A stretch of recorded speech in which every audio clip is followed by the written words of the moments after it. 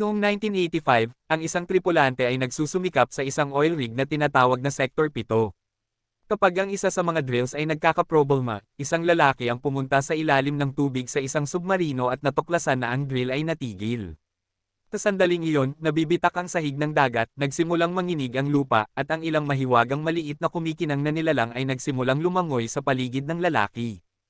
Tinubukan niyang hawakan ang isa sa kanila, ngunit sa sandaling iunat niya ang kanyang kamay, biglang tumaas ang presyon ng tubig at nagsimulang itulak ang lalaki at ang submarino pataas. Ang lalaki ay humawak sa drill at sinubukang gamitin ang radyo para humingi ng tulong, ngunit ngayon ay inaatake siya ng maliliit na nilalang at lahat ay naging itim. Ang kasalukuyang crew sa Sector 7 ay nagkakaroon ng problema sa riser, kaya inutusan sila ni Hejun na i-lock ang mga valve habang kinokontrol niya ang pressure, kung saan hindi sinasadyang sumakit ang kanyang balikat. Ang tubo na ito ay halos tumama sa ulo ng isang lalaki, ngunit sila ay lumalayo sa tamang oras at nagawang ayusin ang riser bago ito lumala. Bumalik kay Hejun, nasa klinik siya kaya maaaring tingnan ni Dr. Moonhong ang kanyang pinsala. Dumating si Dongso upang asarin si Hejun para dito at sinubukang manligaw, hindi pa rin naiintindihan na hindi siya interesado. Ang natitirang mga tripulante ay nagtatrabaho sa paghuli ng isang grupo ng mga maliliit na nilalang sa dagat at inilalagay ang mga ito sa isang aquarium upang pag-aralan. Habang nalilibang siya sa pakikipag-usap sa iba, narating ni Chi-sun ang loob ng aquarium at kinuha ang isa sa mga nilalang, gayunpaman, inilabas kaagad ng maliit na hayop ang dila nito at tinamaan si Chi-sun sa mukha. Nang sumasakay si Hyunjung sa elevator, inihinto ni Chi-sun ang mga pinto at sinubukang bigyan siya ng regalo para ipagtapat ang kanyang nararamdaman para sa kanya, ngunit tinalikuran siya nito at pinilit siyang lumabas ng elevator. Pagkalipas ng ilang oras, ibinaba ng helicopter si Jungman sa Sector 7. Dito siya nagtatrabaho noong bata pa siya at siya ang tiyuhin ni Hejun. Pagkatapos, tinitingnan ni Hejun ang lumang litrato ng kanyang pamilya, at ipinahayag na ang kanyang ama ang lalaking namatay sa ilalim ng dagat ilang taon na ang nakararaan. Nilapitan siya ni Jungman upang aliwin siya at ipinaalala ni Hejun sa kanya na gusto niyang magpatuloy sa paghuhukay upang mahanap ang kanyang ama. Kinabukasan, nagbigay ng motivational speech si Jungman sa crew at iniiwan ng lahat ang kanilang mga handprint sa pipe para sa swerte. Sa rig, isang kakaibang presensya ang nagsimulang lumabas at tumama sa lubad na humahawak sa kasamahan ni Hejun, na nagsimulang hilahin siya papasok. Napansin ito ng mga tripulante at sinubukang humila, ngunit sa halip ay naputol ang lubad at namatay ang lalaki habang nahuhulog hanggang sa ilalim ng dagat. Sa sandaling iyon ang mga kasangkapan ni Hejun ay hindi gumagana at pinatumba siya, kaya kailangan siyang hilahin ng crew palabas ng dagat gamit ang kabilang lubad. Bigla niyang nakita ang kanyang sarili na napapalibutan ng kakaibang daikya at kasama ng mga ito ay nakita niya ang patay na mukha ng kanyang kaibigan, ngunit ito ay naging isang panaginip at nagising si Hejun sa klinika. Pagkatapos ay lumabas si Hyunjung upang mag-isip at nilapitan siya ni Chi-sun, na patuloy na iniistorbo sa kanyang mga pag-usad. Kinagabihan, umupo si Hejun sa makinarya ng kanyang kaibigan upang magdalamhati para sa kanya, ngunit bigla siyang nagulat nang bumagsak ang katawan ni Hyunjung sa bintana. Dinala siya sa klinika at siniyasat ni Moonhong ang katawan, na pagpasyahan na tinapos ni Hyunjung ang mga bagay para sa kanyang sarili. Agad na naghinala ang crew kay Chi-sun at hinanap siya ng dalawang crew member. Samantala, naalala ni Hejun na sinubukan ni Hyunjung na sabihin sa kanya ang isang bagay at nahulaan niyang may mali, kaya pumunta siya upang siyasatin ang laboratorio. Bumalik kay Hejun, patuloy siyang lumilingon sa paligid at nahanap ang naputol na lubad, ngunit sa sandaling iyon ay may narinig siyang tumatakbo palayo. Nang pumunta siya upang suriin, nakita niya si Hwang, na nagsabi sa kanyang patay na si Moonham. Iniisip ng mga lalaki na si Chi-sun ang gumawa nito, ngunit si Jungman ay may pag-aalinlangan. Sa sandaling iyon ay dumating ang mga tripulante at nakakita ng bakas ng dugo at ang malabinhi na sangkap na sinusundan nila upang makitang nasaktan si Chi-sun sa isang sulok. Sa una ay iniisip nilang patay na siya, ngunit nang makalapit sila, nagising si Chi-sun at nagsimulang mag-freak nang ipahayag niyang may halimaw sa gusali. Biglang nagsimulang manginig ang buong rig at sinamantala ni Chi-sun ang pagkakataong tumakas. Nahati ang mga tripulante sa dalawang grupo para sundan siya, at nang bumaba sina Hejun at Dongsu sa isang koridor, nagulat sila nang matuklasan nila ang isang malaking halimaw na naglalakad sa kisame. Sa isa pang koridor, sinusubukan ni Chi-sun na tumakas nang hindi napapansin, ngunit nahanap siya ng halimaw at agad siyang pinatay. Ilang sandali pa, nakarating sina Hejun at Dongsu sa generator room at natuklasan ang halimaw na gumawa ng pugad doon. Pagkatapos, nagtitipon ng crew sa comms room at sinabi sa kanila ni Hejun na totoo ang halimaw. Nagpasya sina Hejun, Dongsu, at Hwang na sumama sa kanya, at nagsimula silang maglakad sa corridors para hanapin ang halimaw. Gustong mag-shoot ni Hejun at Jungman, ngunit wala silang malinaw na layunin. Sa sandaling iyon, inihayag ng nilalang ang mahabang dila nito at nahuli ang crew member upang simulan siyang ibalibag, saktan siya sa pamamagitan ng paghampas sa kanya sa pader at kalat. Tina Hejun at Jungman ang nagbukas at lumapit para barilin ang halimaw, na nagpapahintulot sa dalawang crew member na makatakas. Pagkatapos ay kumuha si Jungman ng isang lighter at sinimulan ng apoy bago ito ihagis sa halimaw, na agad na nasusunog. Galit na galit, sinimulan nitong habulin ang crew, na tumakbo palayo at sinubukang isara ang isang pinto sa likod nila, ngunit madaling itinulak ito ng halimaw.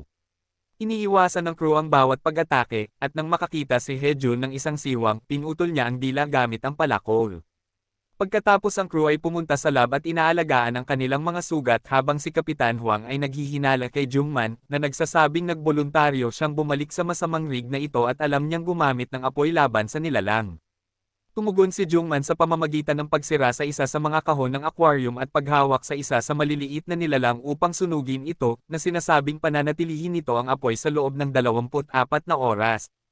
Pagkatapos ay ibinahagi niya ang buong kwento, nang matagpuan ng ama ni Hejun ang mga nilalang ilang taon na ang nakararaan, agad na napansin ng pangkat ng agham na ang malabinhi na likidong ginawa ng mga hayop na ito ay maaaring gamitin bilang isang mas mahusay na langis.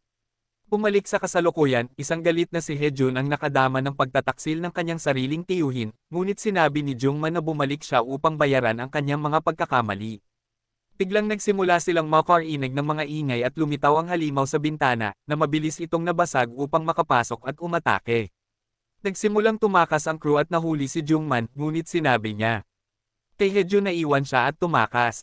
Habang si Jungman ay inihagi sa paligid ng malagkit na dila na iyon, nakuha niya ang isang bote ng nasusunog na gamot at inihagis ito sa halimaw, na agad na sumirit sa sakit at ibinagsak ang lalaki bago tumakbo palabas ng silid. Hinahanap ng crew ang kanilang mga armas at nagboluntaryo si Hejun na pumunta sa generator room para ibalik ang kuryente. Tumama sa kanya si Dongso at gulat na pinanood kung paano hindi natatakot si Hejun na abutin ang go at hilahin ang pingga upang tuluyang maibalik ang kapangyarihan. Sa oras na bumalik sina Hejun at Dongso, nagulat sila nang makitang walang tao sa paligid. Gayunpaman, halos hindi niya nagawang maglakbay ng ilang minuto bago tumama ang katawan ng isa sa kanyang mga tripulante sa bintana, at biglang lumitaw ang nilalang sa ibabaw ng submarino upang basagin ang lahat ng salamin at ipasok ang tubig sa sasakyan, na naging sanhi ng pagkalunod ni Hwang. Nais itong pigilan ni Hejun at Dongso, ngunit ang kapitan lamang ang may kapangyarihang gawin ito. Sa sandaling iyon ay bumalik ang halimaw at sinalubong siya ni Jungman ng isang flamethrower, na kung saan ay nasusunog lamang ang halimaw at walang gaanong epekto. Sumunod na sinimulan ni Jungman ang pakikipaglaban sa halimaw gamit ang isang tubo, at pagkatapos na makipagpalitan ng ilang mga hit at itapon sa paligid, sinaksak niya ang nilalang at humawak sa metal bilang isang bitag. Ngayon ay magagamit na muli ni Jungman ang lighter at magsimula ng isang mas mahusay na apoy, na nagsisimulang sunugin ang nilalang sa napakabilis na bilis. Ang nilalang ay nagsimulang manginig sa sakit at naghahanap ng tubig, kaya kailangang itulak ni Dongso si Hejun. Sa kasamaang palad, ang halimaw ay gumagamit ng pagkakataon na sunggaban din si Dongso, at dinadala siya nito kapag tumalon ito sa karagatan kasama ang katawan ni Jungman. Nalungkot na paluhod si Hejun at biglang may narinig, mukhang nailigtas ni Dongso ang sarili sa pamamagitan ng paghawak sa isang lubad. Agad na kinuha ni Hejun ang kanyang bisikleta at ginamit ito upang hilahin ang lubad. Tumalon ang halimaw mula sa tubig upang subukang umatake, ngunit hinailan ni Hejun si Dongso sa tamang oras. Biglang nadulas ang bisikleta at nahulog si Hejun, na sumakit sa kanyang balikat sa proseso, ngunit sa kabutihang palad ay nakakaakyat si Dongso sa natitirang bahagi ng daan. Sa isang minutong natitira para sa pagsira sa sarili, masaya si Hejun na makitang muli si Dongso, ngunit nasira ang sandali nang gumapang pabalik ang halimaw. Hinawakan ito ni Dongso sa kanyang bibig at nagsimulang lumaban dito, gustong bigyan ng pagkakataon si Hejun na makatakas. Ang halimaw ay hindi sumuko at itinapon si Dongso sa hangin bago tumalon sa kanya at pinatay siya sa isang mabilis na kagat. Ang nilalang ay hindi na natili sa tubig, ngunit mabilis itong nagsimulang umakyat pabalik, kaya sumakay si Hejun sa kanyang bisikleta at nagmaneho malapit sa halimaw upang makuha ang atensyon nito. Nang subukan ng halimaw na sundan siya, natigil ito sa istruktura, kaya't hinailan ni Hejun ang isa pang mabilis na maniobra at inihagis ang bisikleta sa nilalang, na nagdulot ng malaking pagsabog. Ang halimaw ay pumasok sa kabilang silid sa pag-aakalang may tao, at pagkatapos ay isinara ni Hejun ang pinto, sa pag-aakalang nagawa niyang ikulong ito. Gayunpaman ang halimaw ay nakatakas pa rin at bumalik sa kisame, pagkatapos ay sinimulan nitong habulin si Hejun sa pamamagitan ng mga tubo. Kumuha si Hejun ng isang wrench at sinimulang hampasin ang halimaw, para lamang maitulak sa makinarya. Ang halimaw ay nagsimulang umakyat din, kaya si Hejun ay tumalon sa isang tubo at naging sanhi ng pagkahulog ng halimaw sa mismong lugar ng hindi hinayaan ni Hejun na matakot siya sa lahat ng mga pagsabog at sumakay siya sa kanyang bisikleta upang tumalon palabas ng gusali at makarating sa isang kalapit na plataporma, kung saan siya nagpaputok pang flare. Pagkalipas ng ilang taon, isang mas matandang Hejun ang bumalik sa Sektor 7 at sinuri ang mga tubo sa ilalim ng tubig, kung saan nagsimula siyang umiyak nang matuklasan niya ang lahat ng nakapagpapatibay na mensahe na isinulat ng kanyang matandang crew sa kanila bago ang trahedya. At doon na nagtatapos ang kwento. Sana ay nagustuhan nyo, at kung gusto nyo ng mga ganito klase ng content, subscribe na at i-ring nyo na din ang notification bell para ma-update kayo sa mga susunod pa na storya ni Potato Recaps. Thank you guys for watching.